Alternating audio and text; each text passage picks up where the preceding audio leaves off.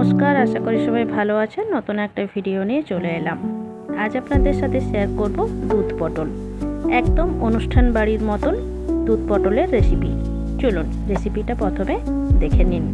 এখানে আমি 500 গ্রাম পটল নিয়েছি, আর পটলগুলো খুবই কচি, কারণ গায়ে যে পটলের রোয়া থাকে সেগুলো এখনও কিন্তু আছে, তাই পটলগুলো ভালো করে ধুয়ে প্রথমে আমি কেটে নেব।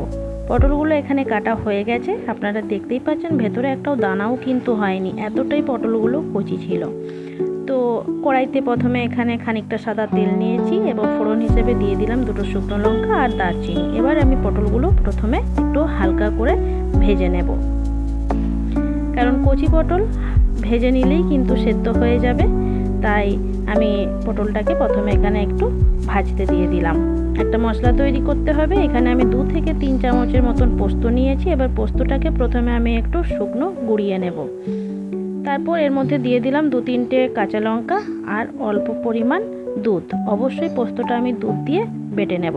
এদিকে পটলগুলো লাল লাল করে ভাজা হয়ে গেছে, দিয়ে দিলাম স্বাদ মতো নুন, দিয়ে 2-4 বার ভালো করে নাড়াচাড়া করে নিলাম।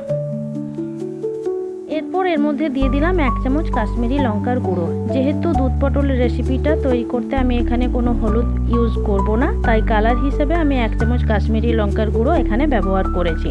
তারপর বেটে রাখা পোস্তটা আমি এর মধ্যে দিয়ে ভালো করে 2-4 বার নাড়াচাড়া করে নেব।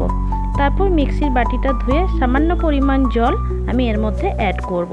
আর কিন্তু এখানে কোনো জল আমি ব্যবহার করব না, যেহেতু পটলটা কচি তাই সেদ্ধ করার কোনো প্রশ্নই ওঠে না, কারণ পটলটা ভাজতে ভাজতেই পটলটা সেদ্ধ হয়ে যাবে।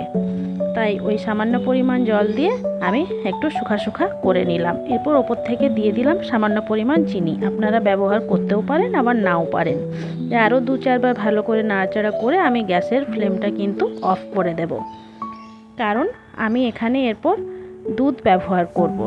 এখানে আমি 2 কাপের মতন দুধ দিয়েছি। আপনারা পরিমাণ বুঝে দুধটা ব্যবহার করবেন, আর অবশ্যই গ্যাসের ফ্লেমটা কমিয়ে নেবেন, আর নয়তো অফ করে দেবেন, কারণ দুধ দেওয়ার সময় কিন্তু গ্যাস যদি জ্বলে তাহলে কিন্তু দুধটা কেটে যাওয়ার চান্স থাকে। তাই আমি গ্যাসটা অফ করেই দুধটা এখানে ব্যবহার করেছি। দিয়ে দুধ দেওয়া হয়ে যাওয়ার পর আমি গ্যাসটা আবার লো ফ্লেমে চালিয়ে দিয়েছিলাম। এইদিকে কসুরি মেথি একটু আমি ভেজে নেব শুকনো খোলায়, কারণ এই দুধ পটল রেসিপিটা নামাবার আগে অবশ্যই একটু কসুরি মেথি দেবেন, তাহলে খেতে কিন্তু দুর্দান্ত হয়। কসুরি মেথিটা ভাজা হয়ে গেছে, আমি একটা থালার মধ্যে নিয়ে হাত দিয়ে একটু গুঁড়ো করে নিলাম। এরপর আমি দুধ পটলের ওপরে কসুরি মেথিটা জাস্ট দিয়ে আমি এরপর নামিয়ে নেব। অবশ্যই বাড়িতে একবার এইভাবে দুধ পটলের রেসিপিটা বানিয়ে দেখবেন আর কমেন্ট করে জানাবেন।